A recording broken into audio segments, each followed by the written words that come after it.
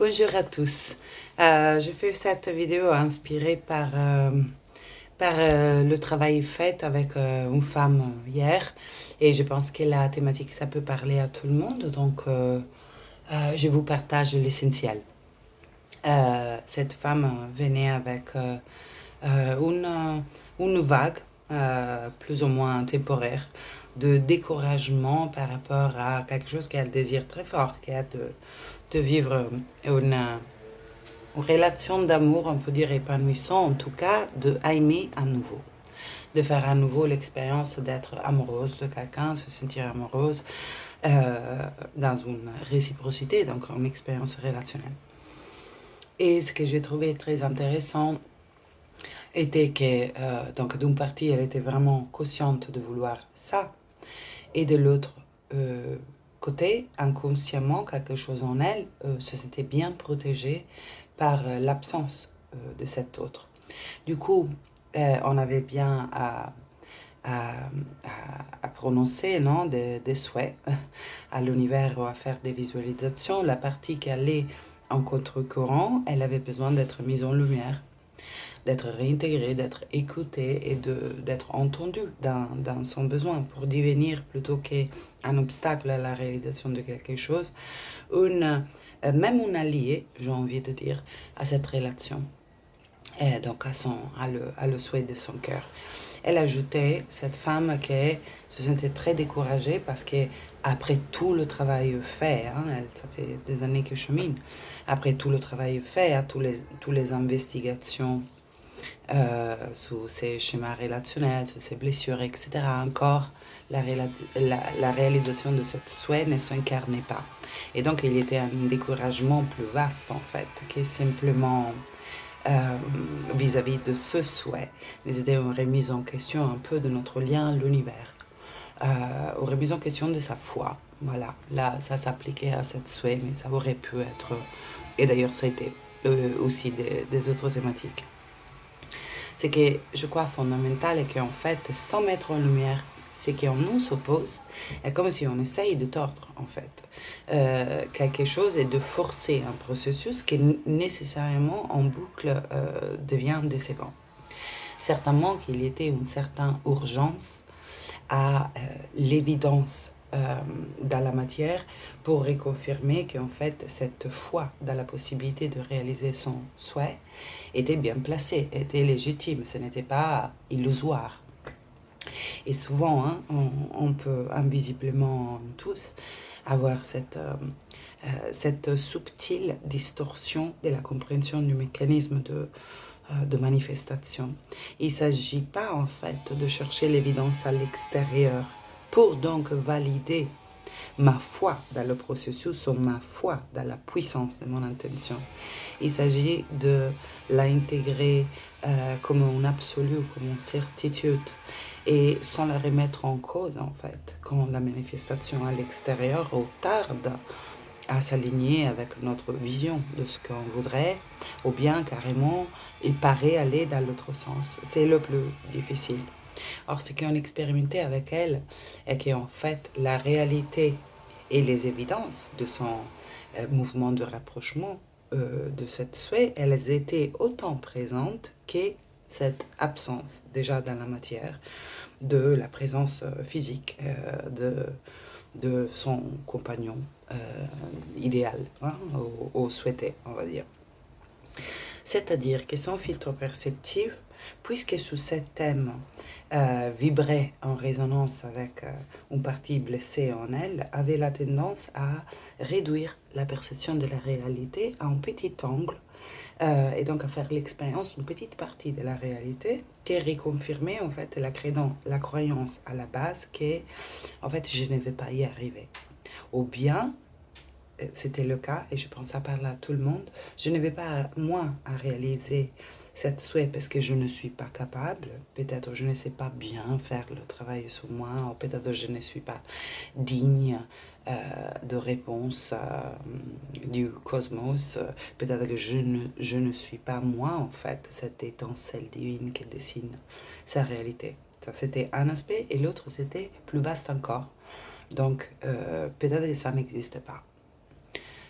Peut-être qu'il n'y a rien en fait à l'œuvre auquel on est connecté, duquel on est une extension et une expression. Et donc, être en phase de découragement, à la fois personnel, c'est moi que je ne suis pas capable, ou c'est moi que je ne fais pas bien quelque chose, ou bien je ne suis pas encore à la hauteur de la réalisation, ou bien ça n'existe pas tout court. Ça n'existe pas la manifestation, ça n'existe pas un espoir, hein, un pouvoir qui répond au souhait du cœur. Et du coup, on est allé explorer les parties à l'intérieur d'elle, les différentes voies à l'intérieur d'elle. Il y était la première partie avec laquelle on a connecté, était effectivement cette partie qui était très découragée, qui avait perdu la foi, et qui avait perdu la foi en se mettant en écoute de cette partie, à cause, apparemment en conséquence, de relations qu'elle avait vécues et qu'elle avait profondément blessées, et qui représentait un petit peu tout ce qu'elle elle voudrait pas revivre dans la relation, une sorte de concentré d'expérience de souffrance. Et cette partie, elle demandait à elle, à sa conscience, d'être vue et d'être ressentie, d'être réintégrée, alors qu'en fait, la personne, elle, cette femme, avait la tendance à ne pas vouloir trop aller à la rencontre de cette partie, née de ses mémoires émotionnelles. Et cette partie demandait en fait présence, présence et connexion, et être reconnu, ressenti et accueilli. Après, comme toujours c'est le cas, il y était une autre partie à l'intérieur de cette femme, et c'était la contrepartie, si on veut, hein, la partie complémentaire de celui-là, la polarité opposée.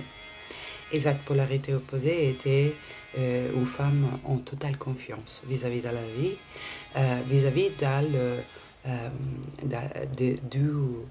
de la justesse, on va dire, de chaque expérience, vis-à-vis de la possibilité de réalisation de ses souhaits sans aucune urgence par rapport à un temps de déroulement, et non plus paradoxalement à la manifestation concrète, parce que cette partie, elle était déjà en célébration de la vie, elle était déjà dans un état amoureux, en quelque part. Et ce qui était intéressant était de voir que la souffrance que la femme ressentait, ce n'était pas autant la présence de ces deux polarités différentes, de ces deux voies différentes à l'intérieur d'elle, mais c'était le fait qu'elle n'arrivait pas à les synthétiser. Comment dire, elle vivait une sorte de dissociation entre les deux parties, comme si l'une avait été justifiée à exister et pas l'autre. Donc, comme si, quand l'une existait, l'autre ne pouvait pas exister, comme si l'une des deux était vraie et avait, comment dire, et était utile, hein, dans sa présence à l'intérieur de soi. Donc, le travail, c'était de mettre en lien ces deux parties pour arriver à intégrer, en fait, qu'on les a tous, ces deux polarités. Et voilà, selon les parties, en plus, qu'on explore en nous, elles s'expriment selon la thématique d'une façon différente, mais que chaque thème, en quelque part, est traversé par une partie de notre conscience qui est en total alignement avec notre nature profonde, et une partie de notre conscience qui est identifiée à l'humain, donc aussi à la manque, donc aussi à les expériences de souffrance qu'on a connues, et l'interprétation surtout, les conclusions qu'on a tirées par rapport à la vie, à nous-mêmes, à ce qui est possible pour nous de vivre. En fait, on a le fait qu'il coexiste, cette partie n'est pas du tout un problème. Ce n'est pas du tout un blocage. C'est le fait de les percevoir ainsi à composer, à constituer le blocage. C'est-à-dire, ça crée une séparation intérieure qui fait que j'ai envie de regarder seulement une dimension de moi et pas l'autre. Parce que je crois que cette autre est mon ennemi, est celle qui me sépare de la réalisation de ce que je désire. Et donc, dans notre exploration, on allait avoir comme la partie blessée et qui n'avait plus de foi, pouvait en quelque part pouvait apporter quelque chose de positif dans le souhait de cette femme qui était de vivre une relation d'amour épanouissant, quand même de ressentir à nouveau l'état amoureux et de vivre une relation de couple. Et en fait, on est arrivé à identifier que grâce à cette partie, elle, la femme, avait développé une grande sensibilité et une empathie, une capacité de comprendre en fait les souffrances de l'autre. Autre à ça, avait aussi développé un discernement. Cette partie servait aussi à que cette foi, l'autre partie, cette foi dans la vie et dans la justesse de toutes choses ne devienne pas un déni d'un principe de réalité qui fait que je fais quand même des choix et certaines nourrissent mon mieux-être, on va dire, et des autres non. Et que cet discernement est fondamental pour un principe d'ancrage, pour rester des humains. Et pas juste, voilà, s'estomper dans la justesse de toutes choses un peu non physiques. Et beaucoup d'autres aspects en mettant en relation les deux parties sont émergés quant à l'utilité en fait de ces deux polarités à l'intérieur d'elle, quant à le fait que ces deux polarités composent la vastité de son être et ils ajoutent à le souhait de la relation. Quand elles avancent ensemble et en lien, quand il y a seulement le découragement et qu'on ne connecte plus aucun espoir ou foi ou un regard rétrospectif par rapport à notre expérience qui permet d'intégrer l'expérience non pas comme une chose inutile qui nous est arrivée, mais comme un passage dans le voyage de veille du soir qui a quand même aussi laissé une expansion derrière soi, un apprentissage, une compréhension, une valeur ajoutée. Et donc, tout comme quand on a seulement cette foi dans la justesse de toutes choses, comme je disais, on peut perdre le principe de réalité et donc aussi perdre notre libre arbitre de choisir en fait certaines circonstances, de rester dans certaines circonstances plutôt que des autres, d'entreprendre, d'initier certaines situations plutôt que des autres. Autre à cette capacité de compatir l'humain.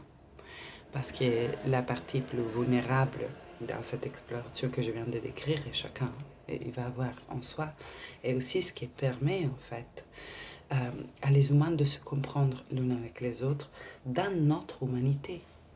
Donc, dans ce qui va avec la matière aussi, la limitation de la matière, la densité de la matière, l'expérience de la souffrance, par exemple, voilà, ou de la fin de quelque chose, ou de l'expérience de la manque d'amour. Tout ça, c'est grâce à cette partie, en fait, qu'on a accès à une vraie compassion, compréhension, mais par le cœur, de qu'est-ce que c'est cette expérience, et donc dans notre être humain aussi. Donc, ce que j'aurais envie de dire par toute cette vidéo, c'est que le fait qu'il coexiste des perspectives opposées, peur et foi, confiance et manque de confiance, c'est tout à fait normal. Nous ne sommes pas censés être un bloc unique qui maintient exclusivement une dimension et une perspective. Cette variété intérieure et une richesse, ce n'est pas un problème. Quand on reste dans l'assise d'être, en fait, l'espace qui les contient toutes, plutôt qu'être complètement identifié à une partie. Mais cet espace qui les contient toutes, peut donc faire après des choix de prospective, d'action, de pensée qui est inclusif en fait de la richesse que l'une et l'autre apportent plutôt que séparatiste à l'intérieur. Voilà, j'espère que c'était clair, je ne suis pas si sûre, j'espère. Et je vous souhaite une super belle continuation d'été. Je vole en Normandie en nature, j'ai hâte parce que l'été à Paris est très chaude. Et je vous dis à très bientôt.